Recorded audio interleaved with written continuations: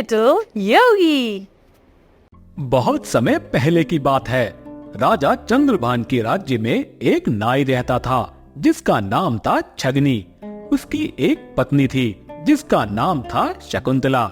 छगनी जितना आलसी और मूर्ख था, उसकी पत्नी शकुंतला उतनी ही मेहनती और बुद्धिमान थी। शकुंतला अपने पति छगनी के आलसीपन से बहुत परेशान थी। छगनी पत्नी से 100 दाने खाए बिना काम पर नहीं जाता था। उसके इसी व्यवहार की वजह से लोगों ने उससे हजामत करवाना बंद कर दिया, जिससे उसके घर की हालत बिगड़ने लगी। अपने पति की हरकतों से परेशान होकर एक दिन शकुंतला घर के आंगन में बैठी रो रही थी। तभी उसे ढोल नगाड़ों की आवाज सुनाई दी। वह उठकर बाहर आई और देखा, सुनो सुनो सुनो, राजा चंद्रभान के यहाँ सुंदर राजकुमार का जन्म हुआ है और इसी खुशी में कल राजा खैरात बांटेंगे। जिस किसी को भी राजा से कुछ मांगना है वो कल उनके दरबार में आके मांग सकता है। यह सुनते ही शकुंतला की आंखें चमक उठती हैं और वह अंदर आकर छगन से कहती है, अजी सुनते हो, कल राजा के यहाँ खैरात बटेगी। तुम भी सुबह जल्दी उठकर राजमहल चले जाना और राजा से कुछ अच्छा उपहार मांग लेना। हाँ ठीक है, कल की कल देखेंगे। ऐसा कहकर छगनी चद्दर तान कर सो जाता है।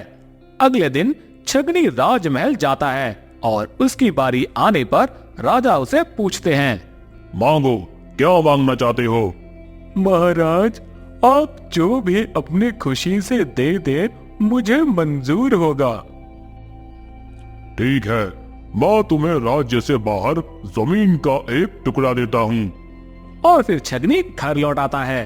छगनी को खाली हाथ देख शकुंतला चौंक कर कहती है, अरे तुम खाली हाथ? राजा ने हमें राज्य के बाहर जमीन का टुकड़ा दिया है। क्या इतना अच्छा मौका तुमने गंवा दिया? जमीन के टुकड़े तो हम क्या करेंगे? हमारे पास तो खेती करने के लिए बैल भी नहीं है, ना ही कोई हल है। राजा से हीरे जवाहराती मांग लेते या फिर महीने भर का अनाज ही मांग लेते। हे भगवान, इस आदमी से शादी करके तो मेरी किस्मत ही फूट गई है। खैर, अब क्या कर सकते हैं? चलो मुझे जमीन ही दिखा लाओ। छगनी शकुंतला को जमीन दिखाने ले जाता है। वहीं थोड़ी दूरी पर 7 डाकू दिखाई देते हैं जो कहीं डाका डालने की योजना बना रहे होते हैं। उन्हें देखकर शकुंतला के दिमाग में एक तरकीब आती है और वो छगनी से कहती है, सुनो, मैं जैसा करूं तुम भी वैसा ही करना। डाकुओं का ध्यान अपनी तरफ करने के लिए शकुंतला और छगनी जमीन का चक्कर लगाना शुरू करते हैं और कुछ ढूंढने का नाटक करते हैं। ऐसा करते हुए उन 7 डाकुओं में से एक उन्हें देख लेता है और शकुंतला से जाकर पूछता है, अरे तुम लोग यहाँ क्या ढूंढ रहे हो? क्या बताऊं भैया, आप मुझे शरीफ मालूम पड़ते हो तो आपको बता देती हूँ। कुछ दिन पहले मैंने यहाँ हीरे जवाहरात से भरा बक्सा छुपाया था और अब मुझे वो जगह याद नहीं है। बस वो ही ढूंढ रही हूँ। आप ये बात किसी को बताना नहीं। चलो जी चलते हैं, शाम होने वाली है। कल मजदूरों को लेकर आएंगे और खुदाई करवाएंगे, तभी मिलेगा वो बक्सा। हीरे जवाहरात की बात सुनकर डाकू के चेहरे पर खुशी भर आती है और ये बात वो अपने साथियों को बताता है। इससे पहले कि वो लोग कल आकर वो बक्सा निकाल लें, क्यों ना हम आज रात ही खुदाई करें और वो सारा खजाना ले लें। सारे डाकू मिलके पूरी रात जमीन को ऐसे खोदते हैं कि जैसे उसपे कई बार हल चलाया गया हो। सुबह छगनी और शकुंतला अपनी कामयाबी पर खुश होते हैं और जुती हुई जमीन पर फसल उगाते हैं।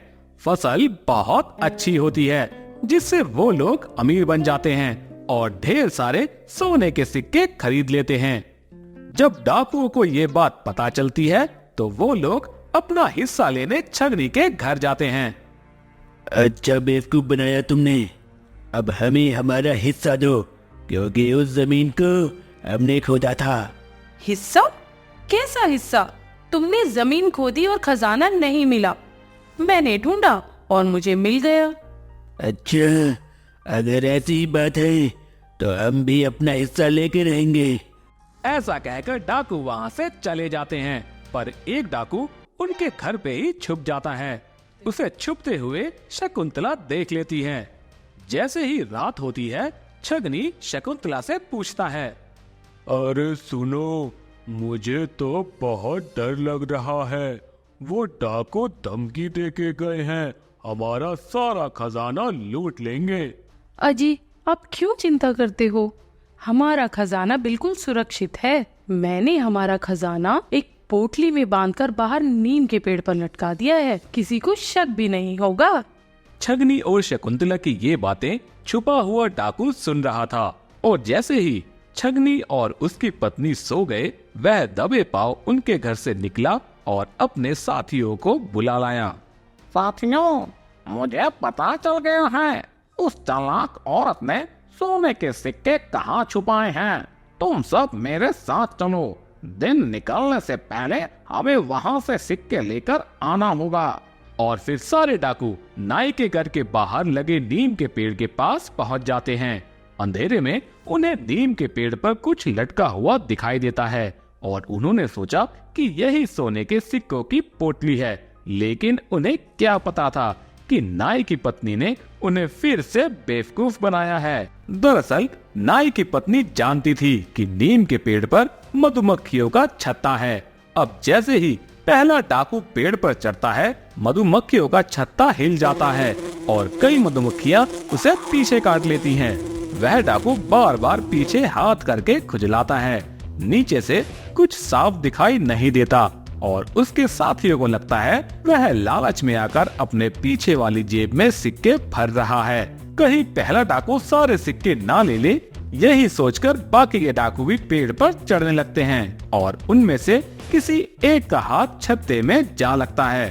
फिर क्या, फिर तो मधुमक्खियों ने उन सबको इतना काटा कि उनकी हालत खराब हो जाती है, और वो नीचे उतरने लायक भी नहीं रहते।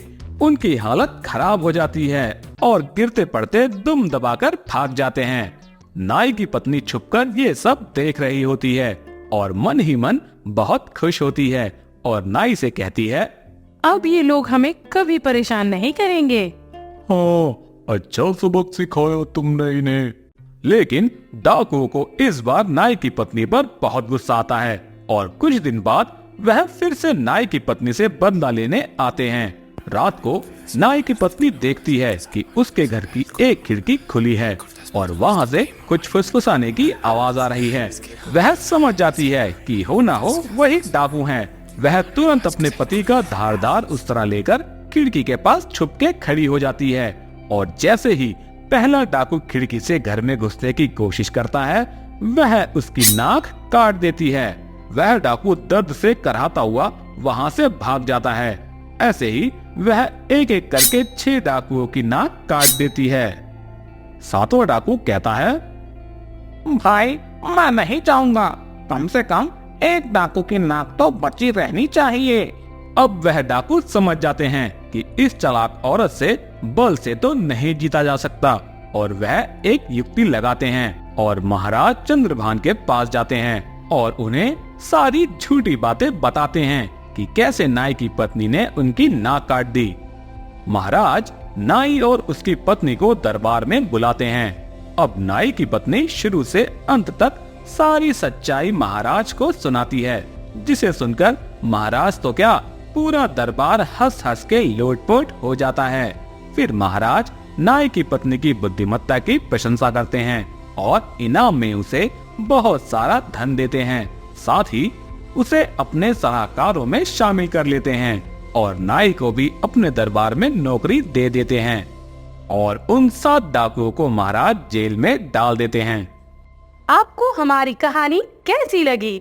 कमेंट्स में जरूर बताएं और हमारे चैनल को सब्सक्राइब करना ना भूलें।